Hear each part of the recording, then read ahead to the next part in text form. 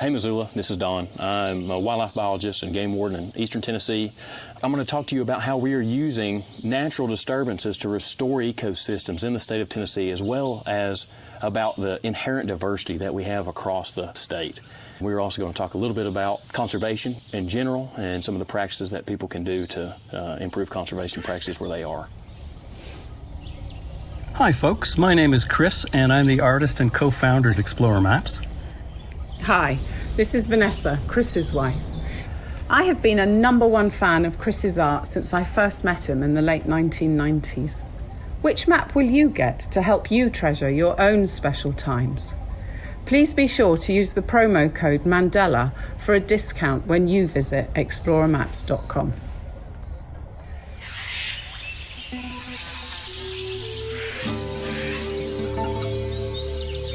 Welcome to the Trail Less Traveled. Missoula is a mecca for outdoor enthusiasts, and each week we will bring you tales of adventures both near and far, as well as adventure information and inspiration, and a few tunes to set the mood.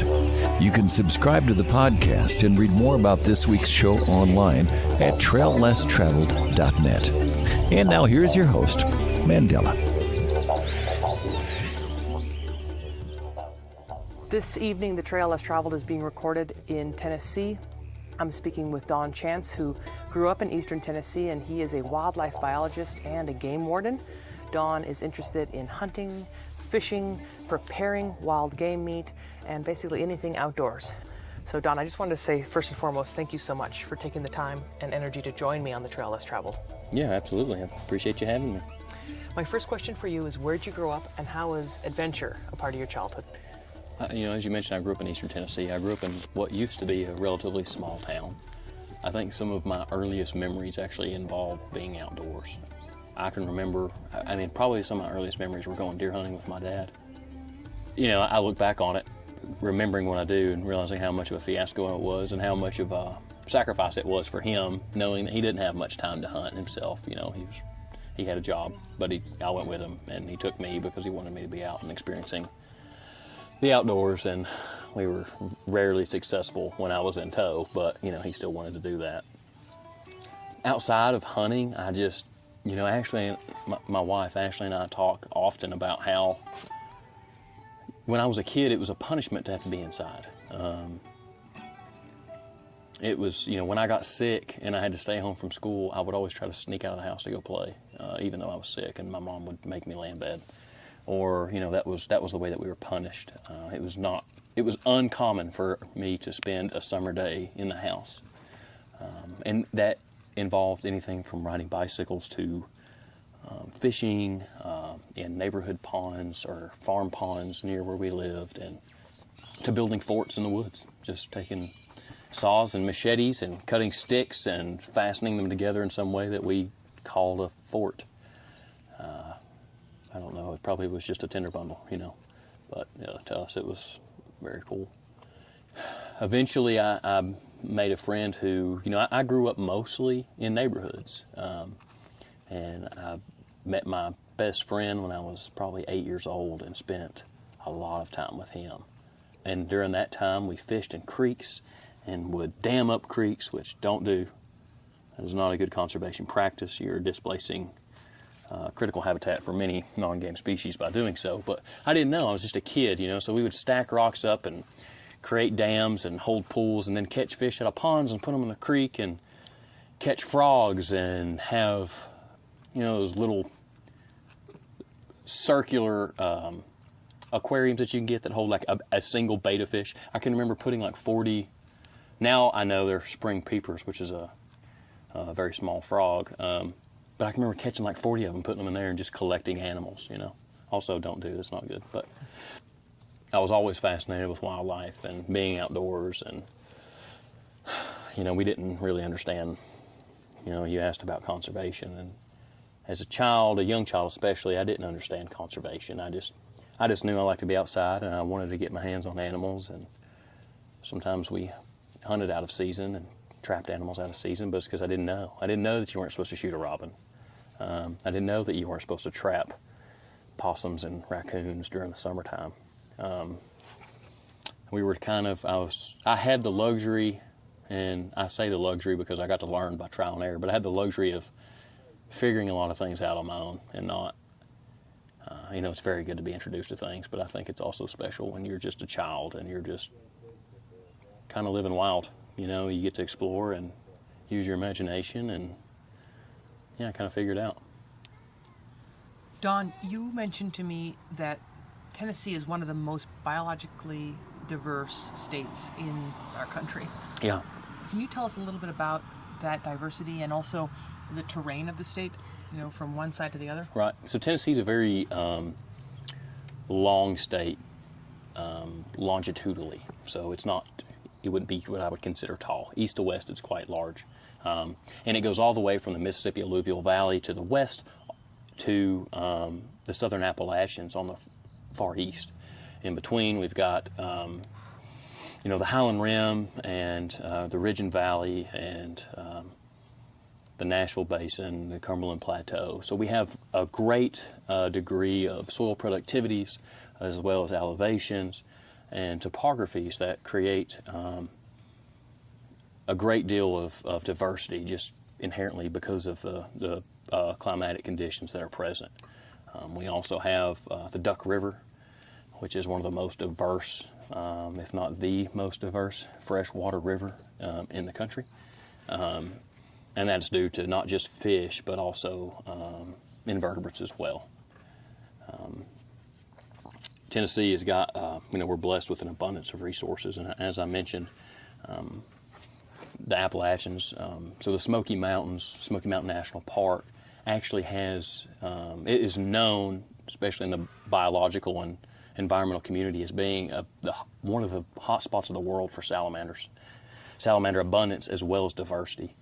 Oftentimes we think about the Smoky Mountains having such a great amount of bears, and they do, they have an unbelievable amount of bears, but the biomass, so the weight of salamanders, if you were to gather all the salamanders in the Great Smoky Mountains National Park, it would exceed the weight of all of the black bears. And that's because of the conditions that are there. It's very moist. There's a lot of coves there that are shady and a lot of streams. And that's, phenomenal for salamanders. But, in the west, we've got abundant waterfowl and shorebird opportunities where we have, functioning floodplains still, or at least somewhat functioning floodplains. And we have deep river gorges on the Cumberland Plateau where we're sitting today. So you may have, largely flat terrain, and then we have these very old rivers that have carved hundreds of feet and created these very deep river gorges that, we have a lot of karst and rock outcroppings for bats and herpetofauna and, of course, the floral community as well. But yeah, we certainly we're blessed with all kinds of diversity as far as flora and fauna. So, Don, we are here in your natural habitat, a place that you work and manage. And I'm looking at the sign that's right behind you. It says, I'm probably going to pronounce this incorrectly, Catoosa Savanna Project? Yeah, so it's pronounced Catoosa. Catoosa. Yep. And it says the project goal is to restore oak pine savanna habitat once commonly present on the Cumberland Plateau. I was just wondering if you could paint the picture of what we're looking at right now for someone listening on the radio that can't imagine where we are right now and what a savanna in Tennessee might look like. Sure. So I think maybe it's best if I give a little bit of a history lesson. So prior to European settlement in this part of the world, there are historical accounts of vast grasslands and open pasture and open plains in which people saw herds of bison grazing on all of the grasses. They talk about people riding all day to be able to find a switch just so they can whip their horse, or their horse's hooves being stained red from the amount of wild strawberries. And if you were to drive on the Cumberland Plateau, it's about the eastern third of the state of Tennessee, if you were to divide it into thirds, and it's just west of the mountains. So if you were to drive on the Cumberland Plateau today, what you actually see is a bunch of just very mature and shady woods. And that is far from what this plant community was like and this ecosystem was like prior to European settlement. And the way that we ended up with those woods is because we took the major disturbance that shaped the entire ecosystem, we took it away, and that was fire. Fire was ignited by natural sources such as lightning, but also Native Americans used fire for many different reasons, whether it was homeland security or whether it had to do with their hunting practices. So in response to natural disasters, we have tried to create, and I say we, not me, I'm young in my career. The project that we're at now is about 20 years old. In response to a natural disaster, in this case, it was a southern pine beetle outbreak. So we had southern pine beetle come in and kill all of the pines that were here, largely kill all of the pines. And we were able to then come in and harvest that wood, and just by reintroducing fire to this system, we have created something that looks more ecologically natural, at least to the time point, the point of time whenever, settlers arrived in this part of the world. And what we have here is, we have intermittent grasses as well as many wildflowers, and we're here in really probably the best time to see wildflowers in the state. And we've got, you can see white and purple and pink and yellow scattered throughout. And these are all native. None of this was planted. That's what people ask us all the time. How do you get all this stuff here? Because they see the woods that we typically have and the forest we typically have that doesn't have anything at ground level. And then if we just introduce sunlight, we have all this, and they can't imagine how it even gets here. It's because it was already here, right? All we had to do was just remove the shade or remove the trees and allow the sunlight to come through and let it grow. So this is my favorite place on the whole area.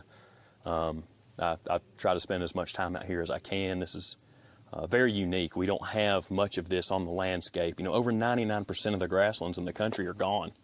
And while this isn't technically a grassland, it does provide habitat for animals that are often associated with grasslands, and the grassland obligates that are in steep decline throughout the country. Now, I just wanted to kind of talk to you about the connection between doing prescribed burns and managing the land the way that Native peoples were for thousands of years, and how that can help prevent fires that get out of hand. That's right, yeah. So, our goal whenever we develop a prescribed fire program is we want to implement fire on a routine schedule a lot of times. And that may change based on our wildlife management objectives, but ultimately every couple years we're going to burn. And by doing that, we reduce a lot of the fuel that we have.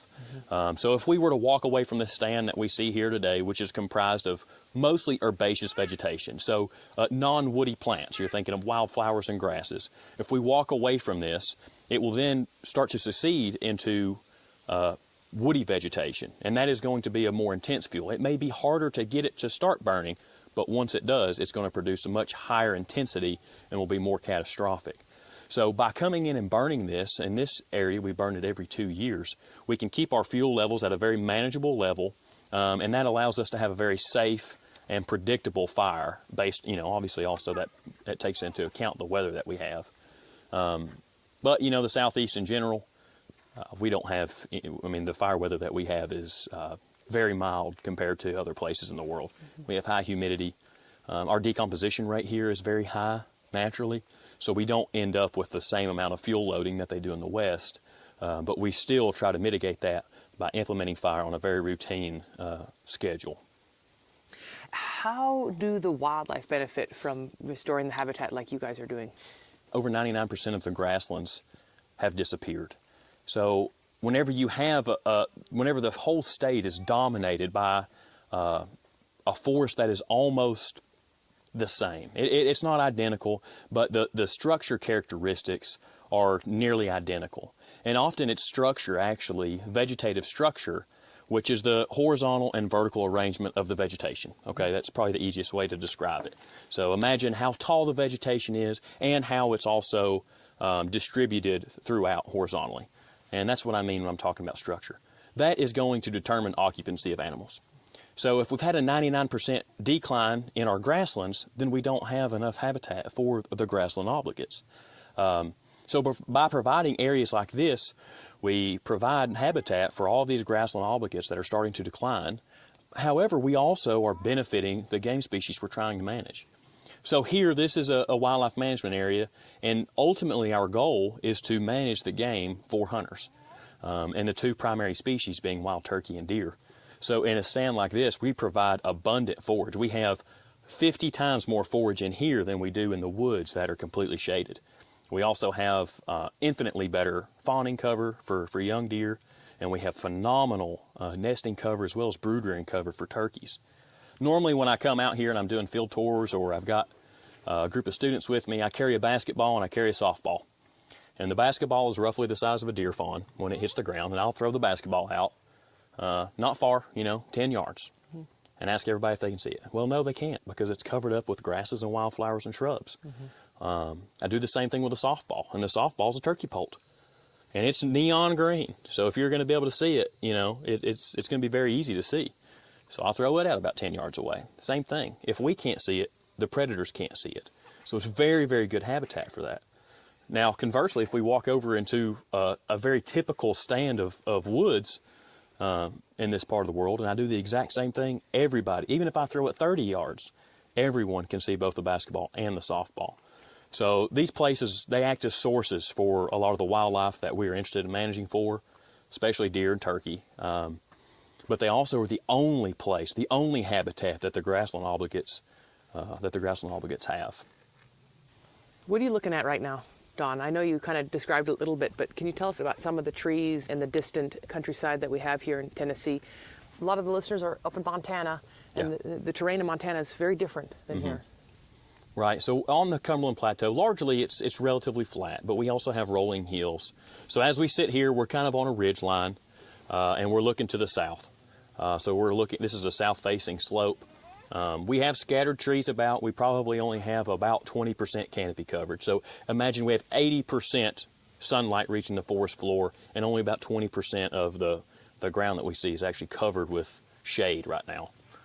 As we look in the distance, what we see outside of our Savanna project, we see the very typical plant community, and that is trees. It is just solid trees along the ridgetop to our south, and the drain in between us and there. It's solid trees, completely closed canopy. Also, what we can see here, I've already mentioned that we have the grasses and wildflowers. There are scattered pines coming in. And this actually was a predominant tree species on the Cumberland Plateau whenever we were using fire. It's a fire-adapted plant, actually. It's a shortleaf pine. So after all of these trees were cut out after the pine beetle outbreak, and we left just a few. Most of these are going to be red and white oaks and post oaks, all of which are fire-adapted and fire-tolerant. When we started implementing prescribed fire on a regular basis, we started having these pines come in. And it's very, very interesting because in the absence of fire, there are none. So if you walk into a very traditional stand, we can walk into a stand 100 yards from here, you will see no pines. But if you go throughout this entire savanna, and it's about 3,800 acres, we have tons of this, the shortleaf pine regenerating, and they cease to regenerate and cease to exist in the absence of fire. So about 500 yards up the road from where we are now, and this goes back to the pines that we once had. Catoosa was home to one of the last two colonies of red-cockaded woodpeckers in the state. And red-cockaded woodpeckers are, they're an endangered species, and they live in old, mature pine trees that develop what's known as heart rot. So that the center of the tree gets soft, and then they're able to go in and excavate cavities. So in order to have that, you have to have very old and very large pine trees, most of which we don't have anymore. You know, they either died from the pine beetle outbreak or they've died from old age. And we don't use fire on the landscape to provide the opportunity for them to regenerate. So, you know, this really, when you come out here and you see that these pines are starting to grow now, it's kind of a relic of what things used to be. And hopefully we'll have, in this area, we will have regenerating shortleaf from here on, you know, as long as we're using fire. And, you know, the red-cockaded woodpeckers will never come back. They don't have you know, there's no means for them to return without being translocated. But at least we can provide the vegetative conditions for other animals that may have the means of getting here. It's almost like, you know, standing right here, we were frozen in time 200 years ago on something that may look a little bit, you know, more similar, certainly looks more similar to that time than it does, than our current forests look. I mean, they're drastically different. Yeah. Wow. Well, you were mentioning earlier when you were walking around in this neck of the woods that you would never wear shorts. Tennessee, I've realized in my short period of time here, is very buggy. What are some of the insects that one might encounter in this part of Tennessee, and how do you avoid them and also handle them when you end up running into, say, like a chigger? Yeah, so we are covered up. As we sit here, you know, we have gnats flying around our head, and I've got deer flies landing on me and mosquitoes buzzing my ears. But yeah, we're loaded, and you know, it just has to do with the climate we have. We have an abundance of water. We have, you know, very mild as far as temperatures go, as far as summers are concerned for a lot of places in the world. So we have almost every insect that you can imagine, a lot of ectoparasites, ticks, chiggers, and then even, you know, nymph versions of ticks, which we call seed ticks. So yeah, I do not ever walk into anything taller than ankle high without having pants on during the summer. The chiggers and seed ticks are awful, especially, you know, we're here in the middle of September right now, and it's perfect time for the nymph ticks. And when you get one, you get like 500. You know, you have to scrape your legs with a pocket knife or just to be able to get them off, or use duct tape to rip them off. But I always use permethrin. I spray and treat my clothes with permethrin on a regular schedule. I don't know how healthy that is, but I know that Lyme disease and any other tick-borne illness is also not very healthy. So I guess you just kind of have to go with the best information that you can. But yeah, so if you plan on traveling to this part of the world, stop by Walmart as soon as you get here and pick up a couple cans of permethrin and treat your clothes in advance to keep them off of you, because it can, I won't say it would ruin your trip, but it can certainly put a damper on it, because you'll be missing out on sleep and itching for what will seem like weeks.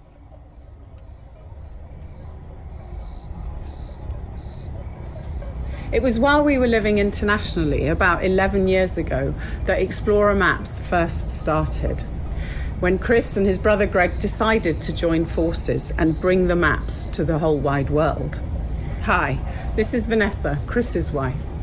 Each map is a labour of love, and I am lucky enough to see them all grow step by step, from the early research and planning stages onto a large white piece of paper, through penciling, inking, and finally seeing the real magic happen as Chris adds the colour. As each one reaches the end phase, I get to examine them closely, in the hope that I spot any unfinished bits before Chris sends them off. But there's always new illustrations to see every time. I love going to the Missoula warehouse when we're in Montana to see each unique map on the incredible range of products that Explorer Maps now has. Having lived away from home and families for the past 17 years, our aim of connecting people and place is very poignant to me.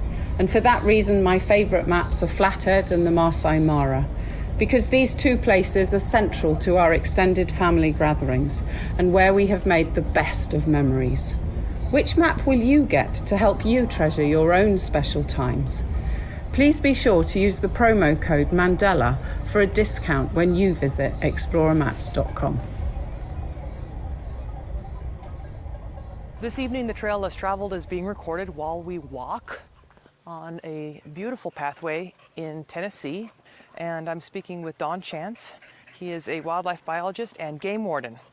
He grew up in eastern Tennessee, and Don enjoys hunting, fishing, cooking wild game, college football, and basically anything outdoors. So Don, if you could explain what it means to be a wildlife manager, and then also I'm really interested in what it's like the day in the life of a game warden. Okay, sure. You know, when people ask what I do, I would describe my occupation as a wildlife biologist. My job title is a wildlife manager. I manage a piece of state-owned ground, and that has to do with maintenance and upkeep of facilities and the habitat management practices that we utilize to manage for the desirable species on the WMA, as well as data collection and analysis that we use to inform our regulations and our harvest for deer and turkey in particular. A lot of times people ask what I do on a daily basis, and it's very difficult because along with my job, I'm also a commissioned law enforcement officer. So I can be wearing many hats at one time. My days are anything from answering emails and doing employee evaluations to doing prescribed fire or sitting in a field waiting for a spotlighter to come by. And that is probably the favorite part of my job, is that it is very diverse. and especially with seasons. You know, with each season brings a different type of work. It's very easy to have some satisfaction and not get kind of bogged down in the monotony that a lot of people feel. As far as being a game warden, I didn't come to this profession in the way that many do, where they come out of school and the first job that they have. Many, one of their first jobs is a game warden, at least in our state. So the typical career path in our state has been you're hired as a game warden and then you promote or transition into the wildlife manager or wildlife biologist role. I was hired as a wildlife biologist or a wildlife manager, and because of that I had to then go through the law enforcement training academy that we have. We have an in-house training academy. It's 20 weeks. And then followed by that, we had to go through 6 months of field training where we worked with a senior officer, a sergeant, during that time, and they evaluated us and tried to expose us to as many opportunities as possible. I'm trying to think about what would be relevant to anyone that wants to know what it's like to be a game warden. What's the training like? You said 20 weeks of training. Yeah, it's rigorous, especially in the beginning. There's a lot of what's called stress inoculation. So they want to see how you can handle under stress, because we are sometimes put in stressful situations and you have to be able to perform during those times, and that's when you start building the foundations of your training. So we cover everything from constitutional law to the laws of the state, to boat operation, officer water survival, where they throw us in the water with all of our gear and we have to learn how to swim and tread water while wearing a bulletproof vest and our duty belt and boots. And learn how to, fend off attackers in the water. We do that, and we do scenarios on how to catch spotlighters and how to catch, how to collect evidence and man tracking. I mean, almost anything that you can imagine that a game warden or somebody that spends a lot of time outdoors, we got a great amount of experience on that. So it was, after so many weeks, I thought that much of it was very enjoyable. You built, a great camaraderie with the whole class, but we learned a lot of very fun and useful information, and we are very fortunate to have more training than the officers before us, because my mentor, when he started as a game warden, they handed him a gun and a box of bullets, and he opened his gun and there were 4 rat shot in there and 2 bullets, and the sight was bent on the gun. They're like, okay, go write tickets. No training, nothing, just here's your tool. Go write tickets. And the rat shots were shooting rattlesnakes. Mm-hmm. That's why there was rat shot in the gun. So things are much different now, and I'm thankful for it, because, even with all the training we had, there's still, I still run into things that I've never experienced before, but at least I know how to work through them. So. We're here talking with Don Chance. He's a wildlife biologist and game warden from Eastern Tennessee. And we're walking on a path in Tennessee with your family. And your daughter was just walking along with a awesome bright orange retrieving tool. And your wife Ashley's throwing that for your dog. So I was just wondering if you could kind of tell me about your dog here and what you hunt for using this beautiful creature that's coming back to you right now with its tool that it's retrieved. Yeah, this is Kiker. He's an English Springer Spaniel. He has a very interesting name. I actually named him. The first place I ever worked in the field was a waterfowl refuge called Kiker Bottoms. And the guy that I worked with introduced me to upland hunting and waterfowl hunting. And I wanted to get a dog that I could do it all with. Did a lot of research and found that English Springers are very versatile gun dogs. So that was what I went with, and naturally I thought, hey, I got the love at a place called Kiker Bottoms. What better name than to name my dog? So we have used him. When I got him, I was in Mississippi, and we duck hunted a lot. I wanted a small dog that I could easily load in and out of the boat. He weighs 37 pounds. So if he camped beside of the boat, it was very easy to snatch him, put him in the boat. He didn't take up much space. But since I have a dog that is very driven. For birds, we have taken him pheasant hunting and grouse hunting and woodcock hunting. Mm-hmm. And we're actually, in 3 weeks, we're going to be heading up to Minnesota to the North Woods to do some rough grouse hunting, and head over to the western part of the state to hunt some pheasants as well. So it's, and that's actually where we're at. A lot of people are now, especially after COVID, are getting gun dogs or bird dogs, and what do I do with them? they're supposed to hunt, so they want to try to hunt them. So it's I think it could be very big for conservation too. People taking a very similar path as me. Okay, I definitely want to talk to you more about that, because there's a chance that someone listening doesn't see the connection between hunting, fishing, and conservation. Right. So let's talk a little bit about the Pittman-Robertson Act and how some of the work that you do is funded. Yeah. I just think this is a great segue. Well, so the state of Tennessee currently, all of our funding comes from the sale of hunting and fishing licenses as well as boat registration. We get federal match dollars. You mentioned the Pittman-Robertson Act. So that's a tax on firearms and ammunition, and we are allowed to get federal match for the amount of licenses that we sell. So because of that allows us to do all of the conservation work that we do. We don't have a general excise tax, so we are completely reliant upon license sales. And with the current trend in the country, license sales are decreasing annually, every year. The only hope that we had was COVID. We actually had a slight decrease in the downward trend during COVID. More people got out and hunted, more people got out and fished, more people got out and recreated on the water, whether it was purchasing a kayak or even purchasing a boat. That's been great for us as an agency. One, it continues the heritage of hunting and fishing, but also it has put more money in our pocket that will allow us then for future years to conduct more conservation-related efforts. What you hear in the background is the sound of Kiker panting and retrieving. Kiker is an English Springer Spaniel owned by Don Chance. And Don is a game warden and wildlife biologist. Don, I heard a statistic that 80% of the state and travel wildlife conservation funding comes from hunting and fishing licenses. Is that true? I don't know the exact number, but I would imagine it has to be something close to that. Okay. The only other funding source that we have in this state is, as I mentioned, boat registrations. Mm-hmm. And it's counterintuitive to people that don't hunt or fish. One, that you can love something so much but still harvest it and kill it. Also that hunting is somehow conservation. And, the reason I'm in this field is because of, just talking about the love of the animals that I hunt. I'm in this field because of how much my experiences hunting have impacted me. And I decided that I wanted to dedicate my life to managing these resources. All the money that we get to do conservation work for any species that you may imagine, whether it's amphibians, reptiles, songbirds, bats, all of that we get currently in this state is coming from the sale of hunting and fishing licenses. Hunters have always been true conservationists, in large part anyways.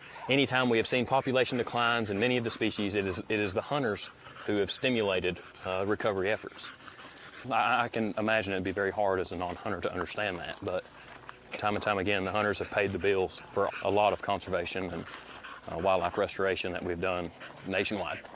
Well said. And furthermore, Don, I just would love it if you could reflect on how hunting could be used in terms of helping with population control, for example, with disease. Yeah, absolutely. With fewer people hunting and with the expansion of the human population, we have a lot of times the same number of animals that are now having to occupy a much smaller piece of land, whether it's due to development or anything. So hunting is very important. One, to control populations and reduce animal densities so we don't have outbreaks of disease. Whether that be something, a very important issue that we have right now is chronic wasting disease. One of the most important ways, or most effective ways of mitigating the conflicts with that disease is to lower the deer density. That's going to reduce the amount of spread, it's going to reduce the prevalence, and it's really about the only thing that we can do currently besides stopping the transportation of live and harvested cervids. So, it's absolutely critical. Certainly farmers have issues whenever we have populations of herbivores that are overgrazing their pastures or eating up their crops. And again, a very effective means to control the damage would be to lower the population. So it's very important not only for outdoorsmen and hunters and outdoors women, but it's very important to economies and to farmers and growers and people in the agricultural sector as well. Let's talk a little bit about chronic wasting disease, or CWD. So CWD is TSC, so it's a transmissible spongiform encephalopathy. So it's transmissible, which means it spreads from animal to animal. and also is spongiform encephalopathy. So it essentially creates holes in the brain of the animal, which leads to a very awful life and death. It originated back in Colorado. I believe it was in the 60s. They had some pens out there where they were doing research on goats and sheep, and they get a similar disease known as scrapie. They had an outbreak of scrapie in their pens. They had research facilities there with fences and paddocks that they had the sheep in. Yeah. So they depopulated the whole thing. A few years later, somebody wanted to do research on deer, and then deer started exhibiting symptoms that were very similar to scrapie. And from there, science takes a long time, so nobody really knew what was going on. Okay, go on, go get your water. Yeah, so from there we now have CWD. This is not a subject that I keep up with daily anymore, as it's not a very large part of my job. We don't have CWD within a few hours of me. But it's in multiple states. It is spread throughout the country, a lot of which is attributed to the transportation of either live cervids, for whether that would be legally or illegally, transportation of live cervids, or the transportation of harvested animal parts, uncleaned skull matter, any sort of lymphatic tissue where the disease has the highest concentration of prions. So that's another thing. It's not a bacteria, it's not a virus, it is actually a prion disease, and a prion is a protein. So you can't take an antibiotic to fix it. There's no antiviral medicine that you can take. Pretty much the only way to kill these prions is to use very strong chemicals or to heat them to a very, very high temperature. And because of that, it's very difficult to manage the disease. It also spreads very rapidly. Deer are a social species, whitetails particularly. They spend a great deal of time together. They exhibit grooming behavior for the young. It's very difficult, and it certainly is going to be something that we're going to have to deal with throughout the country before it's said and done. Hopefully we can implement some of the science that we know is most effective to at least slow the spread and have some sort of disease mitigation. And I believe some of that science is getting tested, correct? Yeah, absolutely. It's just as anything else, we just had a pandemic here, and one of the most important things that we can do to track the spread of the disease is to get tested. And it's the same with CWD. And I have people here that tell me, well, I don't live anywhere near it, why should I get tested? Well, at one point nobody did, right? No one lived anywhere near it, and then we had CWD. So there I was saying that I live a few hours from where it is. Allegedly, I live a few hours from where it is. I don't know. So it still is very important to have animals harvested, especially older age class animals and older age class bucks. Okay. Those are the ones that have the highest prevalence of the disease just due to their behavior. Should a hunter harvest a deer in an area that is known to have CWD, and they transport that animal to their home, say for example harvesting the animal in eastern Montana, driving it back home to Missoula where this is going to air, processing the animal in their garage, and then doing what I hope is starting to become less prevalent, is just going down the dirt road and tossing the carcass out the door. Right. They're now introducing CWD into the new area, correct? That's exactly right. And really the best thing that you can do is, one, if you harvest an animal, you should return the carcass back to where you harvested it. Because if it has the disease is already there anyways. So you're not going to actually increase the spread of the disease. Another very important practice is go ahead and debone your deer. If you can hang it after you shoot it, debone it, and then only pack meat out. Do not pack out bones, do not pack out lymphatic tissue. Don't bring the head. If it is, if you're going to bring the head, bring the clean skull cap. You can bring, clean hide. Really, the things that we can do to mitigate some of the spread it's not very difficult. And it takes some getting used to. I used to hunt in an area that I knew it had CWD, and I was always concerned because I was concerned about processing a deer that would potentially have it. And sometimes it takes a few weeks to get your test results back. So I would always freeze my meat in whole, an entire hindquarter or entire shoulder. And that was the way that I went about dealing with my meat, and would wait till I got my test result back, and then I would thaw it out and process the deer the rest of the way. I know that's sacrilege to a lot of people because they think, and it's true, you can damage the meat by freezing and thawing and then freezing again, but I wouldn't say that I noticed any difference as far as the quality of my meat by doing that. And, I had the peace of mind knowing I wasn't going to feed it to my family, until I had the test result back and knew that it was negative. That is the voice of Don Chance, and he is a wildlife biologist and game warden whose daughter Charlie is right here as well. We are recording the trail less traveled in eastern Tennessee. And there's also a very muddy and wet dog in the picture, as well as my colleague Ashley Chance. So, Don, I just wanted to say thank you so much for your time and energy joining me on the Trail Less Traveled. Yeah, absolutely. I really appreciate it. And let's end your show with 3 bits of advice on life. Okay. I'll see if I can think of 3. I may not be able to make it to 3. No worries. I think finding a way to be content is very important, especially in the world that we live in today. Content with where you are and content with what you have. I'm not saying not to have dreams and admiration, but just, try to be more happy with what you've got. I would also say, for anyone that works in this field of conservation, and I don't know how many listeners do, but I always try to remind everybody to remember that we have quite possibly the best job in the world. There are millions of other people out there that would love to have the job. I get stopped every time I go into a gas station, every time I go in a grocery store about how much people wish that they had my job, and it's very humbling, and I think it just should help keep us on the right track for doing the best that we can for our resources. Last thing would be love everybody, especially in the world we're in now. Namaste, Missoula. Mandela here, your host of The Trail Less Traveled, the Trail 1033's locally harvested adventure radio series.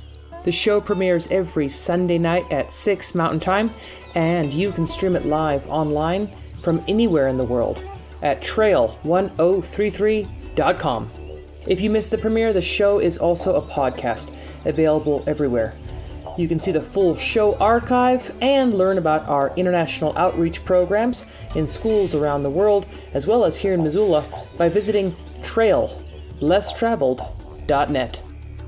The Trail Less Traveled is not only a locally harvested adventure radio series, we are also an outreach program. So if you're a teacher or a parent or someone who has a connection with a school and you would like me to visit, play didgeridoo for the students, and talk to them about culture, travel, and wildlife conservation, among many other topics, you can learn more about the various presentations I offer by visiting traillesstraveled.net/outreach. It's the Trail Less Traveled, dedicated to collecting stories and sounds from around the world, in addition to investments in our greatest natural resource: children. My adventure tip this week is to prepare when heading into buggy country like Tennessee. Wear long pants and consider applying some form of bug repellent in order to avoid seed ticks and chiggers. We often visit amazing places in the world where we might be forced to coexist with creepy crawlies, bugs, mosquitoes, baboons, sharks. The list is long. But please don't let that prevent you from exploring these amazing landscapes. All it takes is a little bit of prior preparation. At the same time, experiencing bugs is a huge part of the adventure. And I truly believe it's important to get uncomfortable every now and then.